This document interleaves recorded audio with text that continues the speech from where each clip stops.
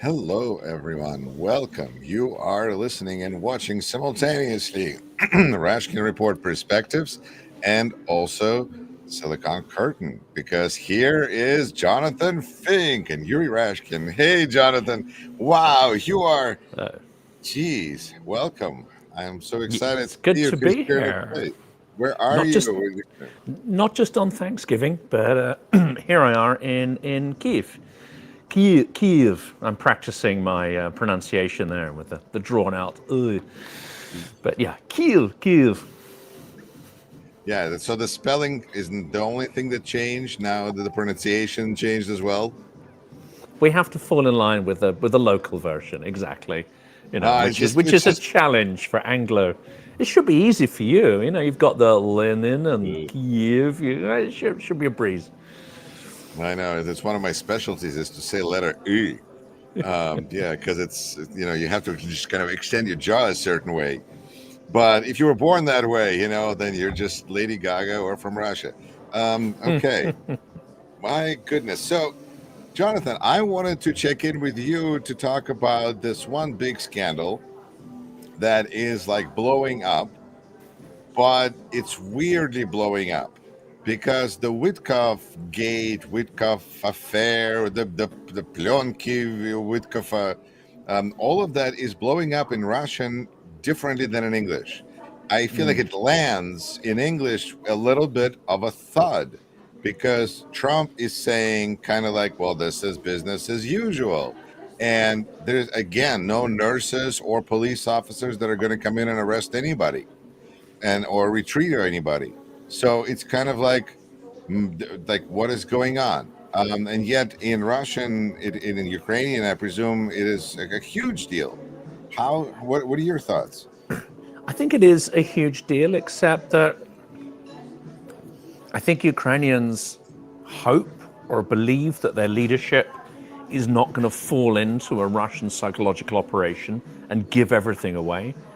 I think some people understand that this is a game that needs to be played. And ultimately, there's several things I think they take as read. Zelensky has to play the game. He can't turn around and say to Trump, well, no, we're not going to do any of this. I think they know, or at least they believe, because at the moment there's no facts here, this is all supposition. They believe that Zelensky has to play the game with Trump. But they also believe that Putin doesn't want peace. Putin cannot make peace, especially when we get into 28 points or 19 points or whatever.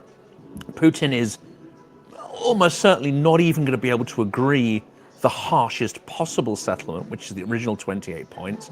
He'd want to add to it and add to it and add to it.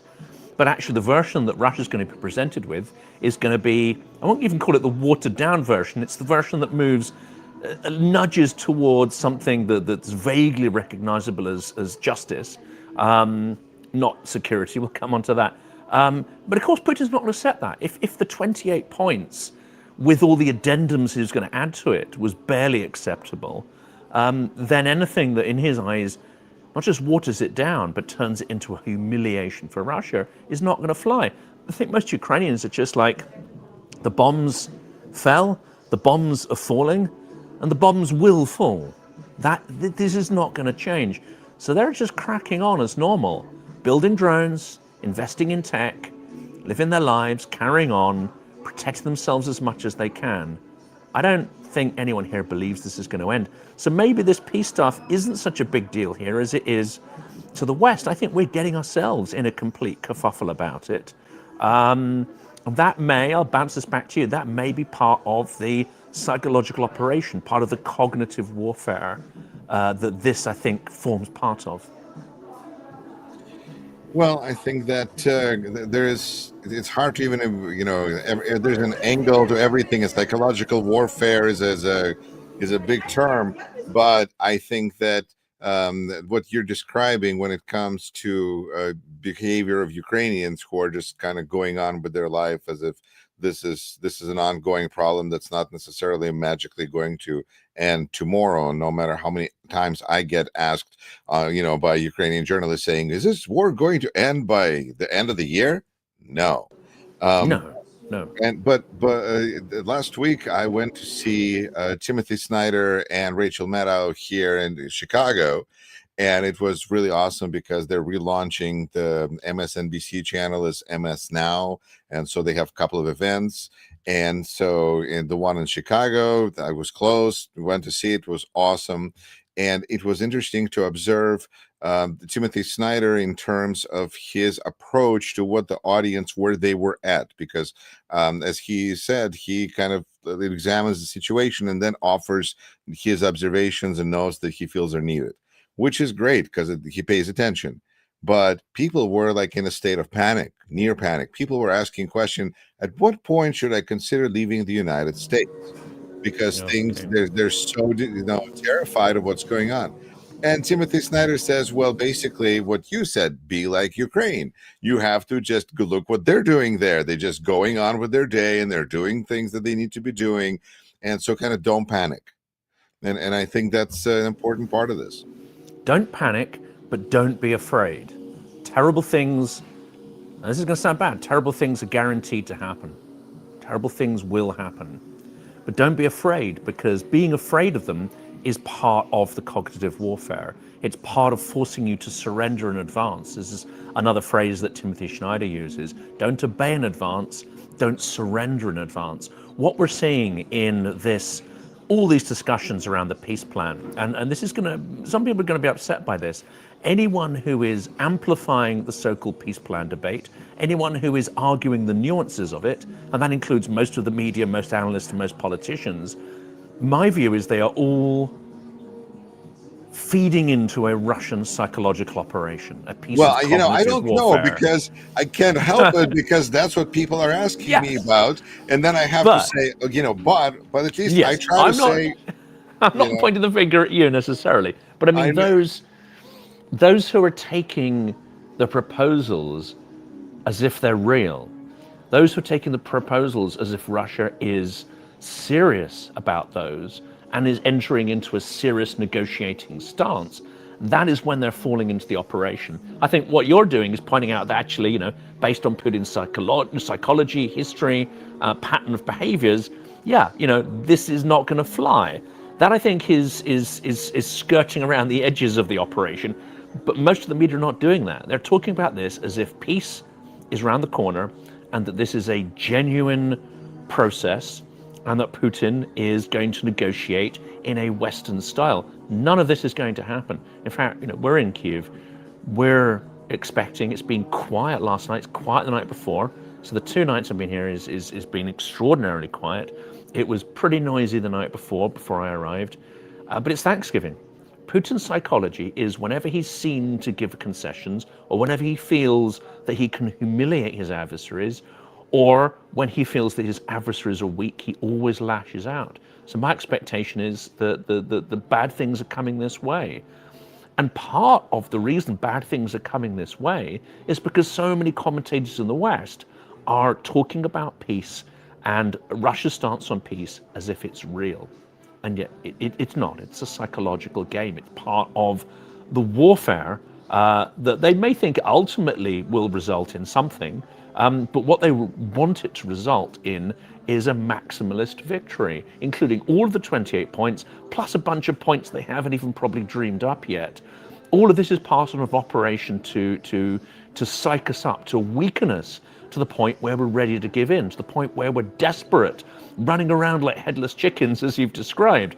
That's the state of fear they want to put us into, because when you're fearful, you're not thinking rationally, and you're not prepared to push back and stand your ground. So again, this is why I call it psychological warfare. I agree, but I would still say that I feel, the main thing that I do try to convey in my interviews is that, in my opinion, this is all a delay tactic. I mean, of course. I mean, right. Yeah. Right. Delay the weapons, stop the sanctions, delay the seizure of seized assets, delay any punitive measure that might force them to end aggression. And yet today is Thanksgiving, which, as we know, is the day that the war should have ended, because, Zelensky was going to sign it today today is a historic day. Another loss, it's another loss for people who are trying to push Ukraine into a corner. Yeah. And I think the optics of Zelensky turning around and going like, right, we want no part of this. Prior to this, Thanksgiving holiday, prior to that, the optics of that would have been terrible. You can just imagine. I mean, they're pushing ahead with the awfulness anyway, but at least there aren't fingers pointing at Ukraine as being the blocker. At this point, Ukraine is like, there's all these proposals, they're horrible and disingenuous, but it's Europe that is questioning it. Ukraine is just following the flow, as it were. I think Zelensky knows that at some point this process is going to fall apart like all the rest. And he sees as what you said there is that this is a process to suspend the harsher implementation of sanctions. I expect that might not work, actually, because there's some odd stuff going on behind the scenes that suggests that maybe there's a momentum behind the sanctions process. But what it could do is potentially delay Europe in seizing these central bank assets. It could delay certain other efforts in challenging the Grey Fleet. It could delay further oil sanctions implementations. Now, why is Putin doing all this? Because this stuff's starting to work. But as I pointed out in an episode yesterday, which didn't do too well, just pointing out to the audience, I thought it was a great title, didn't do too well, don't know what's wrong there. But I called it 36% and $36 a barrel, because these are the two figures that help to explain all of this pressure. Why now? Why now? And that's because Putin is on the ropes with the economy, and he probably realizes there are certain issues, not that he cares about his people or objectively about those economic issues, but he cares because they limit his ability to project aggression and to build his army. So he's concerned there that his strength maybe economically is weakening. And of course, the poll number, the lowest poll number that Trump received is 36%. They are both approaching this from a position of relative weakness, and yet they want to create the impression of strength and project weakness instead onto Ukraine, position Ukraine as the weaker party. I don't think Ukraine is nearly as weak as they think. Yes, and today is another proof of that. Just literally because they should have been agreeing to victory. Oh, yeah. Well, this is a capitulation day. It is capitulation day. Where's the surrender? Where's the shields being handed over? Right. No, I mean, it's never going to happen. Never going to happen. And they haven't taken Pokrovsk. Let's face it. All the media were frothing at the mouth last week. Pokrovsk is about to fall. What a disaster. No, Pokrovsk was held for 21 months. It's bled Russia white, and it still hasn't fallen. It still has not fallen. Now, I'm sure there are things that could have been done better there, but this is a catastrophe for Russia. It's a catastrophe in terms of a campaign, and it's still ongoing, bleeding their troops out. And yet you don't read that. You don't read that in the media. It's always positioned as it's going to fall, it's going to be a strategic disaster, it's a nexus for this, that, and the other. It's been besieged for 21 months. Do they seriously think that it's still a supply nexus for Ukraine? Do the media seriously think that there's still massive amounts of logistics going through a besieged city? No, they were cauterized, all of these connections many months ago. It would be a terrible loss if and when it goes, but it has helped to bleed out the Russian economy, bleed out the sovereign wealth fund, bleed out their human resources. In that sense, it's a resounding success for Ukraine, and not a sign of weakness at all. Absolutely. I think it's another failed capitulation attempt. The other thing that I was curious about to get your take on is there's a video that's blowing up in Russian language space, perhaps more so, maybe it should be in both, but again, Garry Kasparov. Yeah, I've seen that. Lovely, yeah. Right. And I was wondering because honestly, I feel like while I respect Garry endlessly, I feel like his emotional approach is not as, it looks great, but I wonder how effective it is. I don't know. I'll dissent slightly from that, but maybe for the same reasons as you've got here. But throughout these years, I go to many events where there are Ukrainians, and they're accused of being emotional. They're accused of being too close to the problem. They're accused of being this, that, and the other.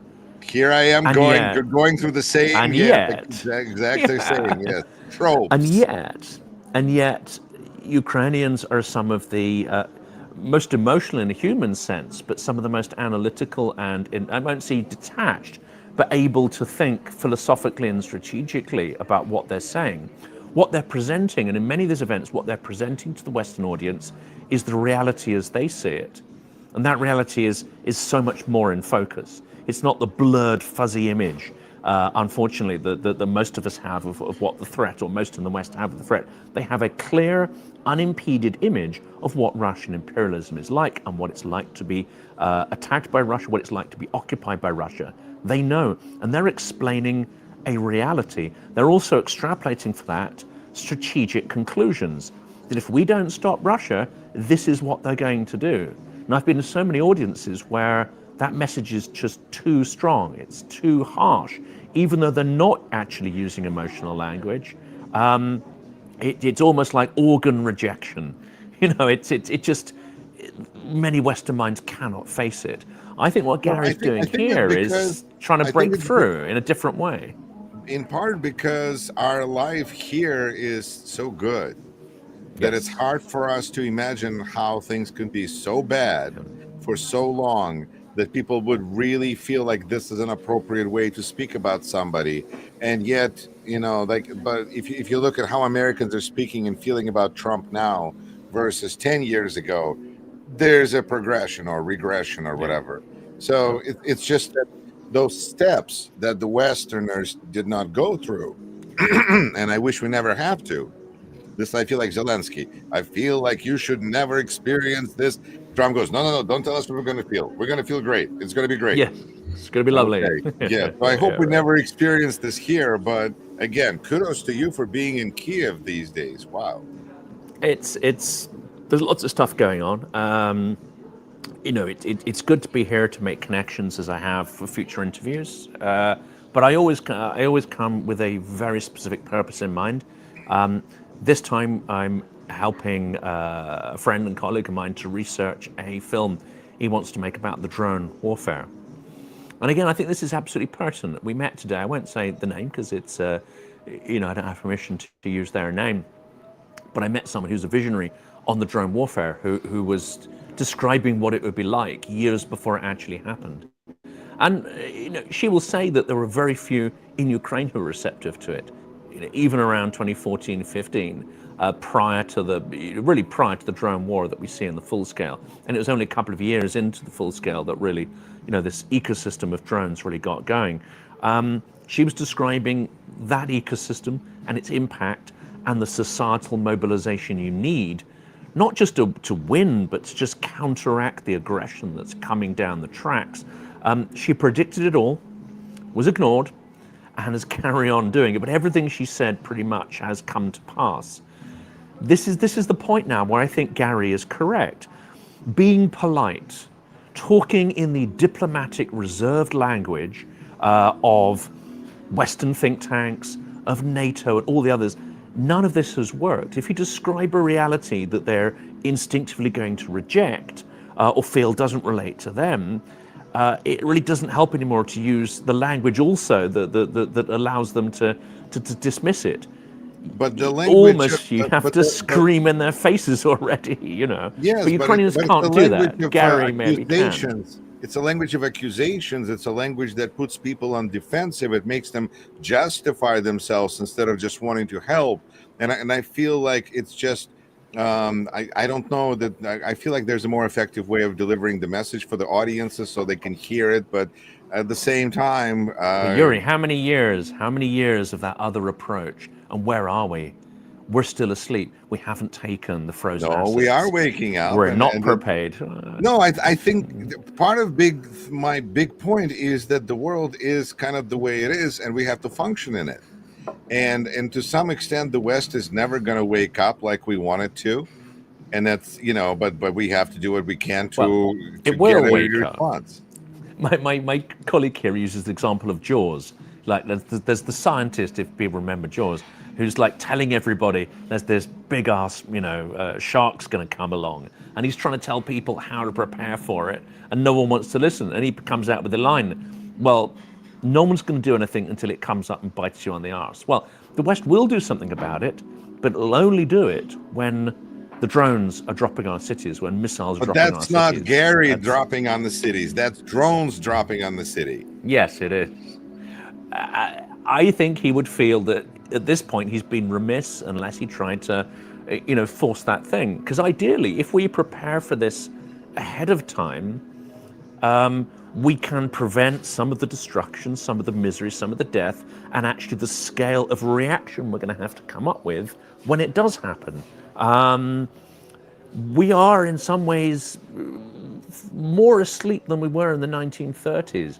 Even, dare I say it, little Neville Chamberlain, after he realized that, he didn't realize the full direction, because I don't think he could imagine where we were going. It's kind of very difficult to imagine at that point the full, depravity of the Second World War. But he did kickstart Britain's defense industries, even while he was engaged in the appeasing peace processes. Well, I'm afraid to say we've got far, far clearer signals over the last few years. Putin has been telling us what he's going to do since 2007 and demonstrating it with some regularity. And it still hasn't quite landed. Now, I'm told that Western politicians are waking up to the threat of what Russia represents, but it isn't translating into the actions that are required to deal with that threat. So there's the disconnect. Because the Biden ass has not occurred yet. Yes, their asses are peachy and wholesome. and just waiting. Anyway, but it's interesting to me because Thomas Friedman, I think, in his recent article, wrote that Donald Trump is going to get Neville Chamberlain Award, not the Nobel Prize, but the Chamberlain Prize. Yes. And listening to you reminded to me how inaccurate that statement is, because Chamberlain at least tried. He was hoping. He was an idealist, perhaps, because this administration is just selling Ukraine. Literally selling. Yeah, Chamberlain wasn't trying to sell Czechoslovakia. He wasn't trying to sell another country, was he? No, our role in Czechoslovakia and handing it over to the Nazis was grotesquely shameful. But he was actually hoping for a peace. I don't know that Trump even cares. No, he was hoping for peace, yes, and he wasn't in it for personal profit. So there was definitely coming from a position of values. He was coming from a deep sense of humanity, absolutely, because the memory of what the First World War had been like is etched. Well, when you say humanity, then our president is disqualified.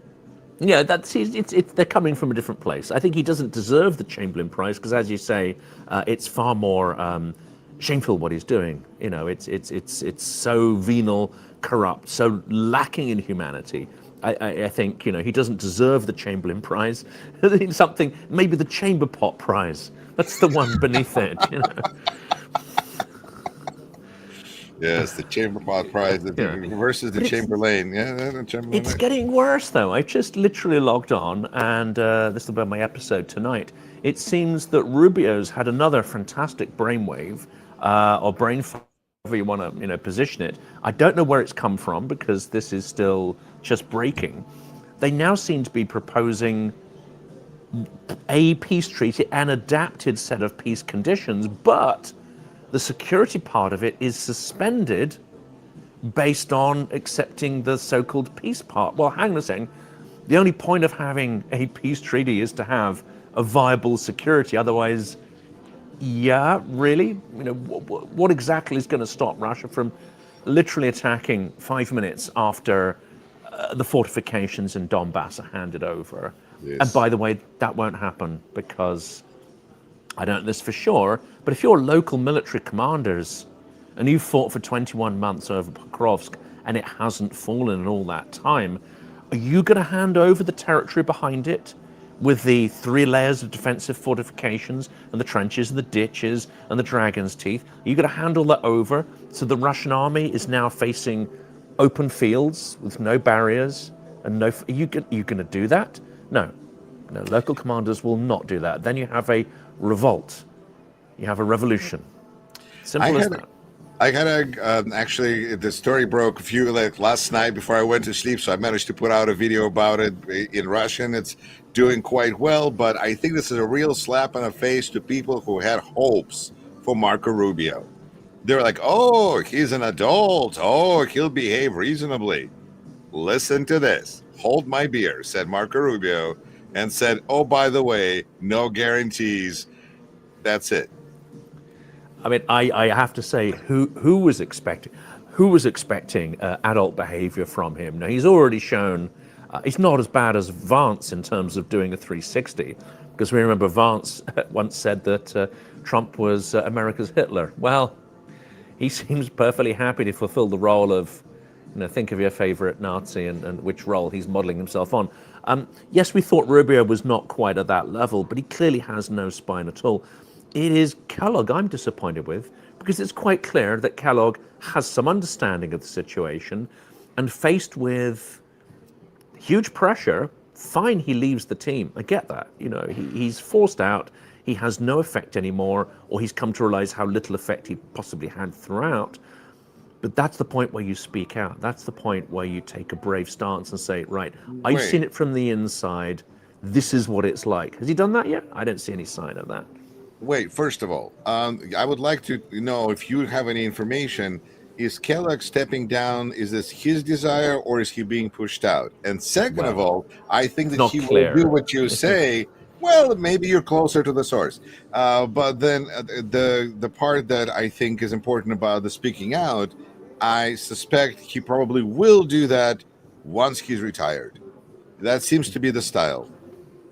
And it's at that point, it's entirely ineffective. Why? Because Trump will be able to essentially slag them off and degrade their authority, certainly in the mind of sort of MAGA adherents.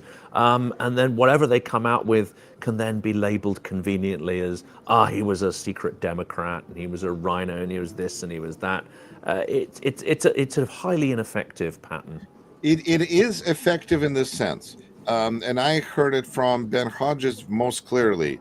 Retirees give people who are active members of the institution some cover. And we see how much administration is concerned about it right now, because FBI is starting investigation of the senators and congressmen who spoke out and recorded a video saying that the American military should not engage in, follow illegal orders. Duh, like wash your hands before eating. It's in the Army's constitution. They've basically read out the constitution, or an equivalent version, in the military, and they're going to be arrested for it. It's 1984. It's Orwellian, and I'm afraid anyone who is at this point saying anything positive about this administration is complicit in building an Orwellian dictatorship. So no news on Kellogg, huh?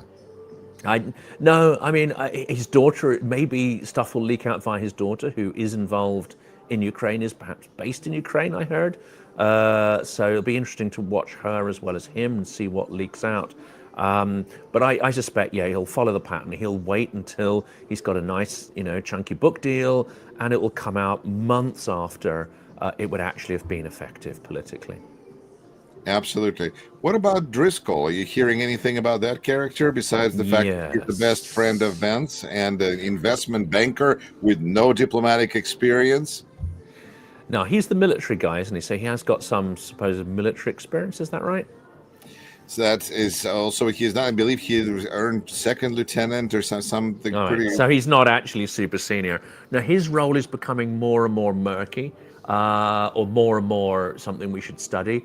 Again, today with the Rubio's sort of, peace before security, peace inverted commas, the other story that seems to be breaking is that Driscoll has been going around actually threatening Ukraine and threatening Europe. So again, this is reported indirectly. We wonder whether it's a leak or not. I'm still trying to find out. But supposedly he's gone to the Ukrainians and said, you won't get any better peace than this. All you'll get is immense suffering heaped on suffering, and then we won't have any skin in the game. You won't be getting weapons from us. We'll wash our hands of the whole thing. So that's the threat presented to Ukraine. But he's also been going to Europe to say, this is moving out of control. This whole thing is moving out of control. and we don't think we'll be able to step in and save you. And Russian missiles are getting longer range and more effective, and they're getting a bigger arsenal. They're going to be dropping on your cities, and frankly, we won't be able to stop it. So that apparently is what he's been saying to the Europeans. So this seems to me, we started with cognitive warfare.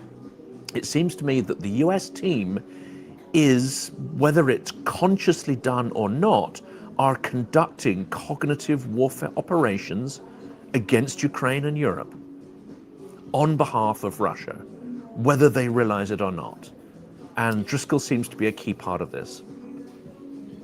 That is very, very interesting, and important to know. So, ladies and gentlemen, if you haven't liked this stream right now, you're getting really great information right now. And that makes me think, Jonathan, that why not go with what I heard from Malcolm Nance. I did a stream with Lev Parnas a few days ago, and he had an amazing panel. And Malcolm Nance suggested that maybe Zelensky should talk about pooling that $50 billion or that whatever that Europe is planning and spending in United States and spending it in Europe. If we're going that route, then maybe Ukraine needs to find a way to hit back on a way that makes sense with this president. This president might listen to. If we were waking up in that sense, we would move forward. I don't think Belgium, and the fingers often pointed at Belgium as being the impediment, and then Slovakia and Hungary getting in the way. If we were really serious about defending ourselves as well as Ukraine, we would, and I think the process is actually happening at the moment, to suspend the voting rights of Hungary so it can't block these things. Europe would then come up with some form of insurance to indemnify Belgium so that if it was sued, collectively, the full liability of that doesn't fall on Belgium. We would be taking measures, if we were serious, and this is collectively all of Europe, to do that. Now, Britain is slightly outside of that now, but we hold apparently £25 billion worth of those central bank assets. If we were really serious, we would hand those over unilaterally to set the pace. We're not doing any of that. We're still wringing our hands. In Fine, don't ways. hand it over. Just invest it in armaments. That's been done. So the interest is being invested, but the financial gap. With the 25 billion, you said? Yeah. So the interest is already kind of being provided. Obviously, it often comes slowly. Yeah, the interest on it. But no, Ukraine needs the entire amount structured over a couple of years to fill its budget gap, to help pay first responders and so on, and then that can be used in joint military manufacturing projects. Ukraine has military capacity to build things that it needs right now. I don't know the percentage offhand, but it's well below capacity. That money could immediately be used to tool up based on existing production, not even blue sky kind of stuff. So that could all happen very, very quickly if there was the will and determination there. And the US position... Is it likely that this will happen more quickly if it is urgent?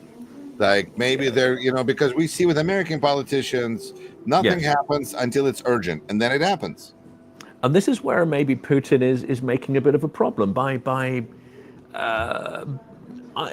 we'll come to this in a second. I think partly this may not even have been fully Putin's initiative. He may be outsourcing or experimenting with foreign policy just to see what comes of it. And he may not have a specific outcome in mind, apart from, there's cognitive warfare, there's the deterring Allied assistance, etc. But he may be almost taking an entrepreneurial kind of approach to this, like, let's see what falls out, if we push. I completely lost the train of my thought there. I don't know what I was going to say. No, I think there's a lot of stuff we could be doing there. We could threaten. You're covering up the microphone. Oh, sorry. We could threaten not to buy all sorts of US armaments. We could persuade Ukraine to tear up the minerals deal. Right? No security, no minerals. Sorry, shove your minerals up your, fundament, frankly. Not that the minerals deal really was ever going to guarantee anything, but it's just a little sliver of leverage that is there. And maybe not even tear it up, just say, well, this is suspended pending security. Well, why are we going to invest in infrastructure and mines when there's nothing there to protect them from being destroyed? So I think there's a lot that could be done. I'm guessing no one wants to make a move before Thanksgiving because no one wants to give Trump a whole bunch of narratives that he can, tweet out over the holiday, waiting for that to pass. Well, then this is going to be another exciting week because in the United States, it seems like things should calm down, but we know he's going to find something to tweet about. He's gonna talk about something. And congratulations to you for going out of your way to deliver content and just getting to the bottom of the story. I find that there is as much interest right now in Ukraine about what's going on as ever. And I am pumping out content on 2 channels right now. And please follow me on Substack, Rashkin Report. That's my English communication channel mostly, and a little bit of YouTube. But there is interest from people, which gives me hope. Because I think if this was truly just total thud and nothing mattered, then there wouldn't be so much interest. I think this shows kind of a disconnect between like the official leaders and actually what public wants and public cares about. And public cares about Ukraine, public cares about the Russian threat, not the podcast so much, but the Russian threat itself. And I think that we just, give public what they want and what we need. But I think your content and what we're doing here is even more important because we're not saying this is the reality, but we're questioning the sort of standard narratives that you hear in the media, the ones which have a very Western framework placed over things, which, let's face it, is the majority of content. It's recycling endlessly voices, many of whom don't know what they're talking about. And I'll give a good example here. On the BBC's flagship news analysis program, which used to mostly be rather good and incisive, but all the journalists have now left to do podcasts because they were forced out. Guess who they got on as an expert analyst on Russian behavior and psychology and geopolitics? Ushakov? Piers effing Morgan. Piers Morgan. He knows shit from shit. Sorry for the language. I mean, he's not totally in Trump's back pocket or Putin's back pocket, but he knows sweet FA about how Kremlin politics and geopolitics works. To be clear, he knows nothing, and his so-called insights were really worth toilet paper. What is the purpose of that, do you think? It's a form of obeying in advance. It's a form of dumbing down. It's a surrender in the United Kingdom, I think, to right-wing forces. We see, for instance, I want to get sort of sidelined in that, but we see a guy called Richard Tice, who is one of the Reform MPs, who's one of Farage's set.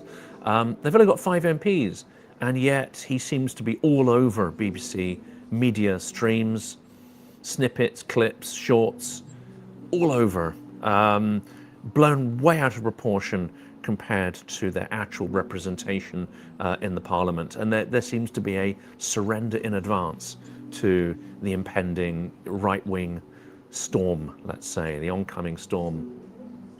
When is the storm expected?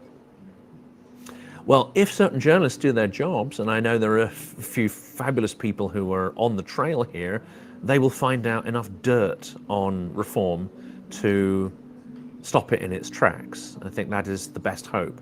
Now, of course, we know in the US, all the facts, all the reporting did not help prevent Trump twice, nor all the criminal cases, etc. But I think there is still a modicum of checks and balances. So we saw that in the wake of Epstein, and just based on, actually preemptively, I think, we saw the UK representative for the US, Peter Mandelson, be removed because a hint of association with Epstein, and we saw Prince Andrew stripped of his status and titles because of his association. So it seems there is not absolute impunity for corruption and graft yet in the UK. That gives me hope. One of well, that Farage's seems like more of a compliment to your, monarch there than anything. Sorry to say. well, there's that, but he would have only done that if he felt there was pressure mounting from various other quarters. But it does show a certain sense of let's say, responsibility before the public and before certain standards. But to put it in on a legal framing, one of Nigel Farage's key deputies in various political structures he's ruled over the last couple of years, and who's one of his fellow MPs in the European Parliament, has just been convicted for 10.5 years for accepting bribes to expound Russian narratives in the European Parliament. 10.5 years. So we still have some level of standard, and I'm hoping that when or if similar information comes out about Farage's graft, then he would not be immune or above the law. That's part of the fight back to return, I would say, to robust, more sort of liberal consensus-based values. But there's a lot to rebuild.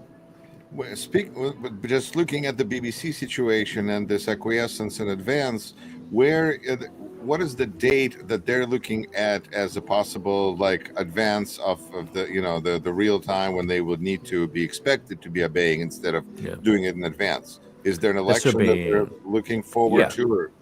4 years' time is an election would have to be called. They're obeying 4 years in advance? Yeah. Based on polling that suggests or hints that he might be close to a majority. This is why it's terrifying.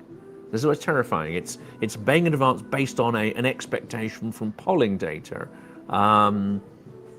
It's extraordinary, quite extraordinary, frankly. And the leader of the middle party, who has dozens of MPs, barely gets a look in. Is it because they're afraid of a lawsuit from Trump for $5 billion? No, I don't think that will go through because it's outside the statute of limitations. So I'm told that that's just frivolous nonsense. No, I think they're far more worried about... That sounds like our president. Yeah, it's frivolous nonsense. There we go. With no hope of coming to pass. No, I think they're far more afraid of either a complete either reduction or a complete abandonment of the funding model that makes the BBC possible, which is essentially a tax on UK citizens. That is part of a core right-wing agenda. It has to be said, though, there are quite a few people who more traditional conservatives who don't necessarily go along with that and don't necessarily see it in the national interest to destroy the BBC. But there are some on the more sort of radical right agenda, and those who are quite clearly, many of whom are aligning themselves with Trumpian politics, who would love to smash the BBC.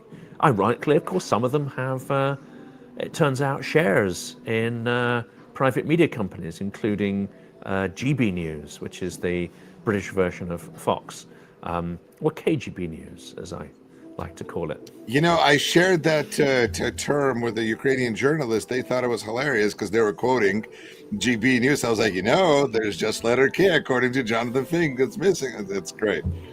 No, I think that we shouldn't obey in advance, and I think that it's amazing what...